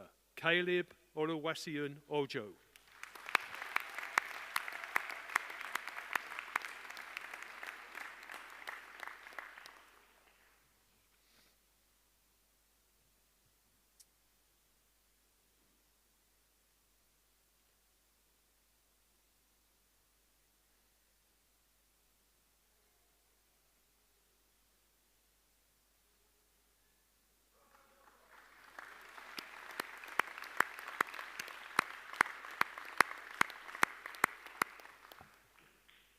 Chancellor, I present to you Colton Perner.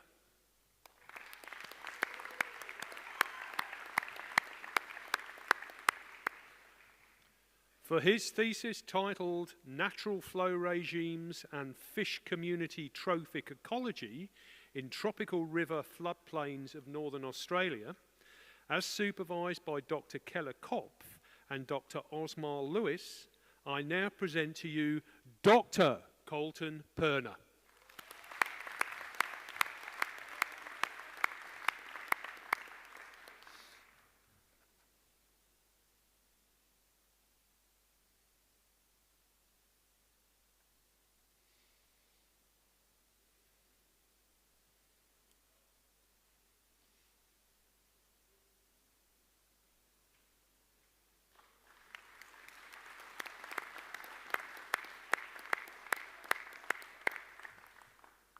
Chancellor, I present to you Natalie Ann Robson.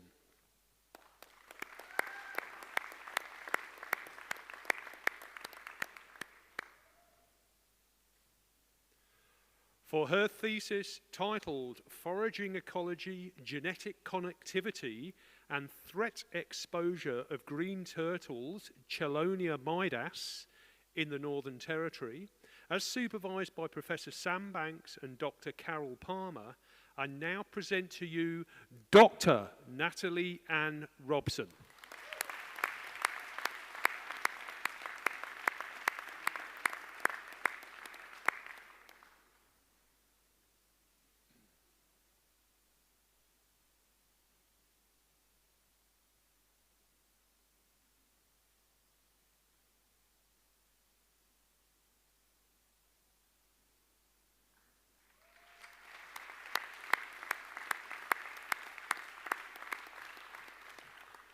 Chancellor, that concludes the presentation of the doctoral graduates.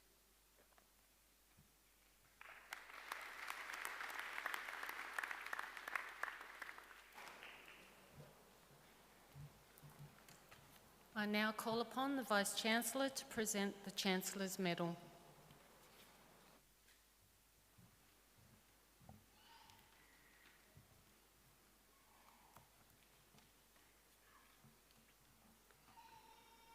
Each year, the university awards medals to the most meritorious students from the higher education and vocational education and training sectors. There are two categories of medals, the University Medal and the Chancellor's Medal. Chancellor. As the recipient of the University Medal in Vocational Education and Training for their studies in the Certificate 3 in Meat Processing Retail Butcher, I present to you Tamika Banks.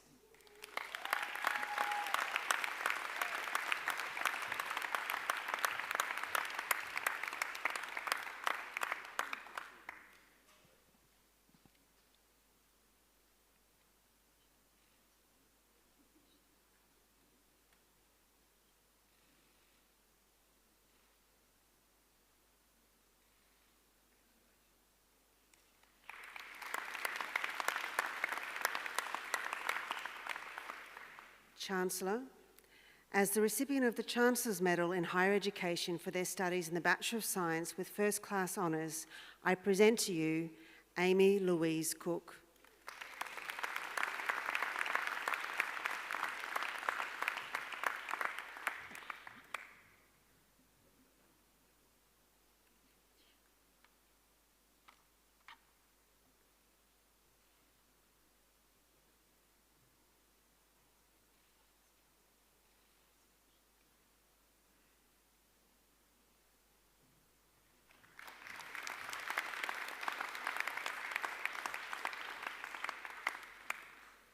Chancellor, as the recipient of the Chancellor's Medal in Higher Education for their studies in the Bachelor of Science with First Class Honours, I present to you Samuel Amini.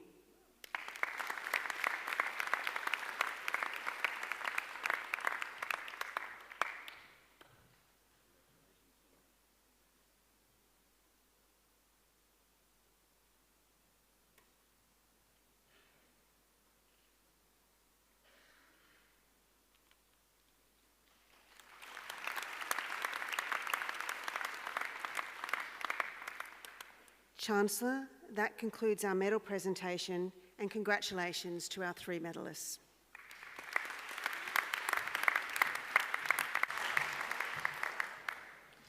I would now like to invite Danielle White, who will speak on behalf of the graduates.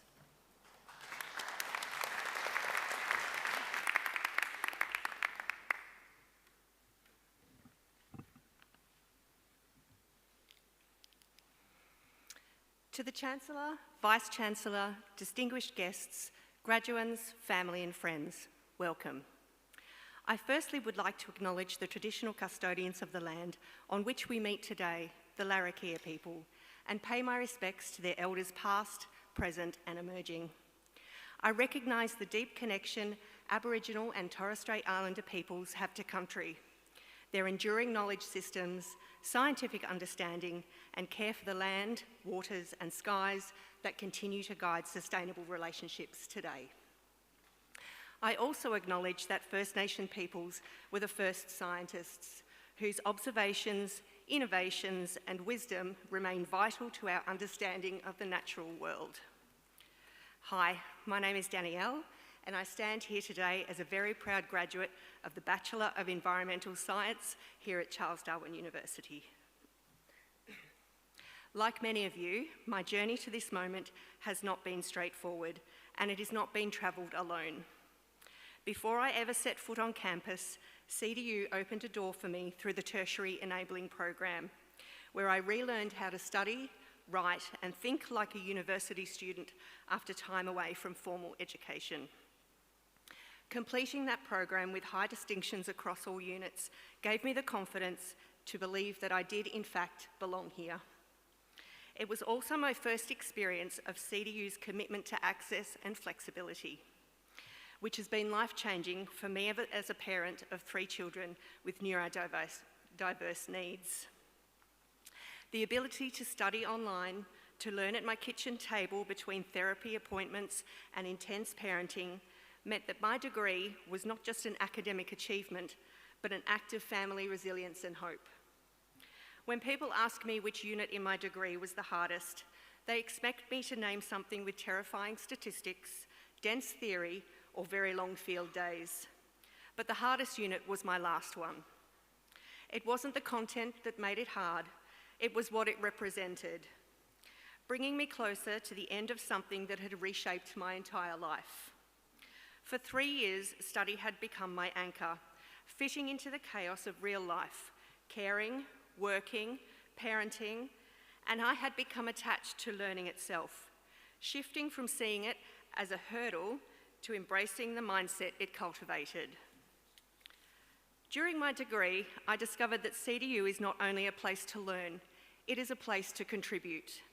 I have been honoured to serve as the Student Council Sustainability Representative and President of the Enviro Collective Student Group, working alongside passionate peers and staff to make our university more sustainable and inclusive. Through my work with the Radical Centre as both a volunteer and now a staff member, I have helped coordinate outreach, support student engagement, and build communities around science and care for country, showing me that leadership is fundamentally about listening, making space for others, and turning shared values into action. Academically, CDU challenged me to stretch from GIS and remote sensing to fire ecology, ecological restoration, and professional practice in environmental management, while maintaining a strong GPA, receiving recognition for academic excellence, and grounding my learning in field intensives across Northern Australia. These experiences, including those field trips that made the theory real, taught me the real gift of this degree is the lifelong learning mindset, questioning deeply, staying curious, and carrying those habits into workplaces, communities, and families. Looking ahead, I am continuing here at CDU with honours research co-designed with traditional owners and ranger groups to protect freshwater turtles. Reflecting CDU's mission to support the Northern Territory and regional communities through practice-focused, Indigenous-engaged research that matters on the ground. To my fellow graduates, many of us have juggled work, caring, health, distance, and doubt, yet here we are. We are proof that flexible, regional, and inclusive education can transform lives, not only our own, but those of our families and communities. If you feel that quiet grief at the end, know that you're not alone. It's okay to miss this chapter. But remember, the lectures for this chapter may be over, yet the learning is only just beginning.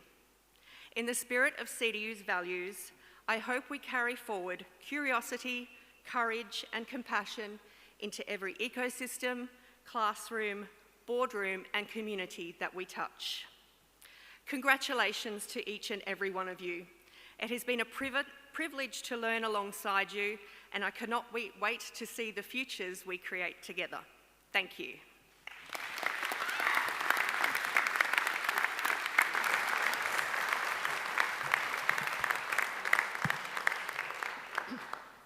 Thank you, Danielle, for such an inspiring speech on behalf of all the graduates here today, and please accept the flowers as a token of our appreciation.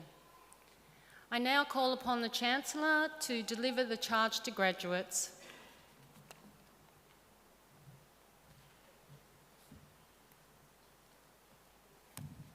Before I do, Danielle, before you slip out the door there, you're slipping back in, thank you.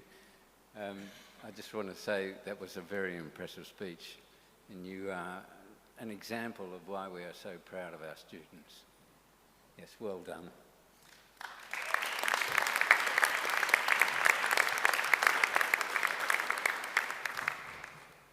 Graduates, because that's what you are, will you please stand?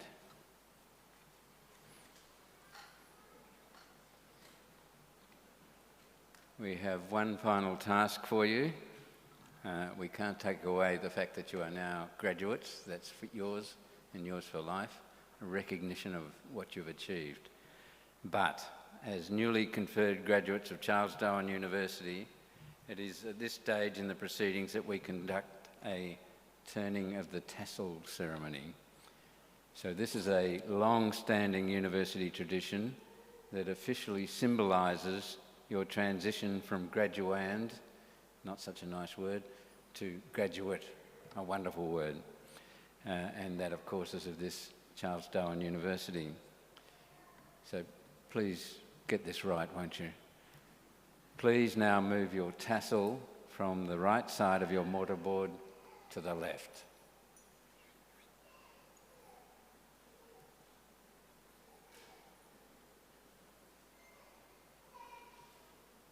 Fantastic. We taught you so well.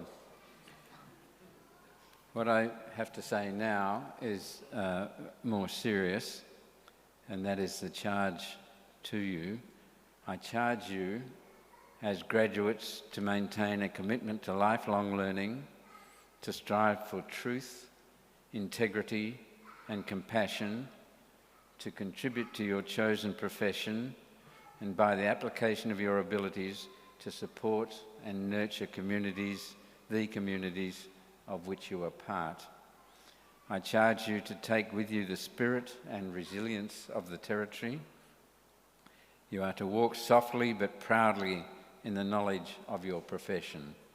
May your achievements bring honour to your university, to your chosen profession, and to yourself. Congratulations and good luck.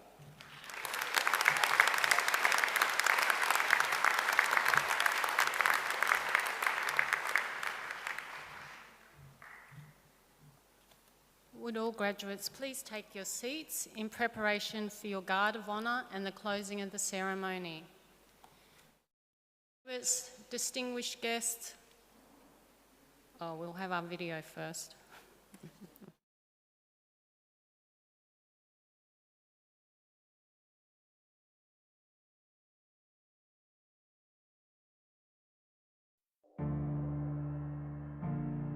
Every new day begins with a choice. The choice to make time for what really matters. To use every opportunity to work toward our goals. And to make every day count. Once we committed, we knew it was possible. Today is a time to celebrate and reflect on what we achieved.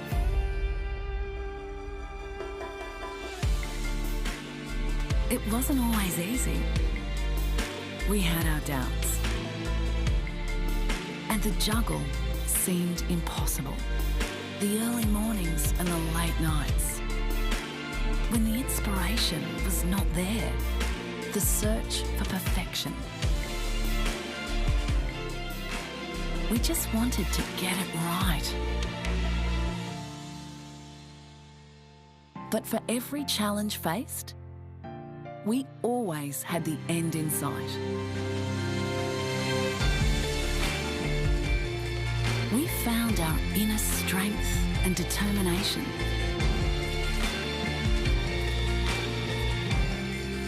We found support along the way. We used perseverance and passion to reach our potential and to find our new world. It all comes down to this moment.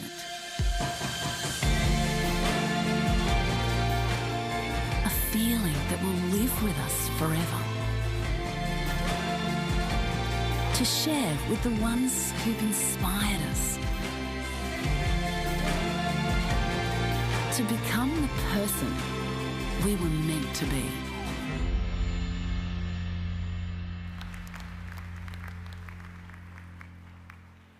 Graduates, distinguished guests, families and friends, the procession will now prepare to form a Guard of Honour for our newest graduates. The Chancellor and Vice-Chancellor invite you to join them in the Student Square just outside for a celebratory drink to mark this special occasion. Please now stand with the procession and remain standing until the graduates have left the room.